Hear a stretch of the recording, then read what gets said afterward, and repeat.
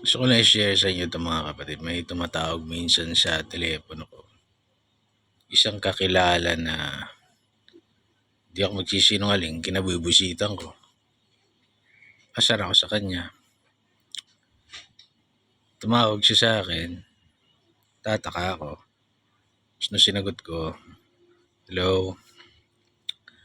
Sabi niya, "Oy putang ina mo, kamusta ka na?" Sabi ko sa kanya, "Brad, sandali hindi tayo close para mumurahin mo ako ng ganyan babatiin mo ako ng ganyan. Hindi tayo close ka. Bakit ka ba tumawag?" Sabi niya, "Hindi, wala lang. Ano bang balita sa'yo? Balita ako may anak ka na, may ganyan, ganyan, ganyan." Ay, oo, kung ganyan. Oo naman. Nairaos naman, awa ng Diyos. Kwento-kwento. Mayabang siya eh. Siya yung tipo ng tao na pag nagkita kami o kinausap niya ako, i-emphasize niya sa akin na maganda yung kalagayan niya. Ako naman, yung approach ko iba. Parang sakto lang, okay lang. Hinahayaan ko lang silang maramdaman nila na nakakaangat sila. Naging ganun na yung approach ko sa mga tao para kasi yung inggit mabigat. Yung inggit, putang ina, kung ano-ano ginagawa ng inggit. So, ayun, mabalik ako. So, hinayaan ko lang siya.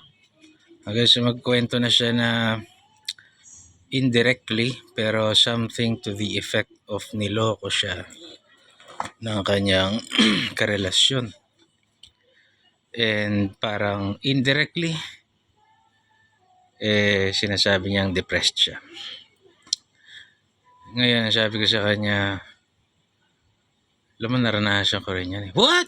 Sabi niya, what? Ikaw, lolokohin? Ikaw yung nanloloko, babaero ka, the legendary Channel Lane. Sabi ko, yeah, niloko ako. Alam mo ba yung naging girlfriend ako nung high school? Basta natatandaan ko, may naging girlfriend ako. Tapos, niloko niya ako. Pinagpalit niya ako sa DJ ba yun? O kung, ewan ko kung kanino yun. May naging long time girlfriend naman ako ng high school din. After high school. Nung nakagraduate siya ng college, pinagpalit niya ako sa katrabaho niya. Meron naman akong girlfriend rin nun. Biglang nakita namin nung tropa ko nandun sa may tabing dagat, may ka-holdingas, naglalakad dun. Sabi, naranasan mo rin pagtaksilan? Oo, kako, pinagtaksilan, pinagpalit. Oo naman, kako. Malalagpasin mo rin yan. You have to find someone better. Someone na hindi ka lolokohin. Di kahit pa paano nagkaroon kami ng conversation na nakikinig siya sa akin na para bagang gumaan yung loob niya kasi na-share niya yung burden at the same time parang naisip niya na ikaw din pala, pinagloloko ka rin pala ng nakagaan siya tao yun for some reason parang niloko ka rin, wow, parehas tayo. Misery loves company men ganun talaga. Pero I was able to use that para gumaan yung pakiramdam niya and masabi ko sa kanya na ganun talaga yung buhay. Hanggang sa napunta kami doon sa depression. Indirectly pero yun yung sinasabi niya. Sabi ko sa kanya, alam mo, maganda na ngayon kasi may social media na Mag-browse ka lang, marami kang matututunan. Like ako, yung meron akong injury sa tuhod na matatanggal ng manghihilot, tapos babalik. Forever siyang ganun. Ako, noong 2020, meron akong diferensya sa parehong ankles ko. Salit-salit silang napipilay, na-sprain. Bigla na lang gigising ako, hindi ako makalakad. And I think, unti-unti ko siya nasusolusyonan. So, from 2020 ako to 2026 na ngayon, medyo nawala na yung sakit ng tuhod ko kasi may ginagawa akong mga therapy, mga movements, Parang tinetherapy ko yung sarili ko. O yun palang sakit ng tuhod ay dahilan, ang sanhi nun ay weak ankles and weak hips. Yung pelvic floor mo mahina, mga ganyan.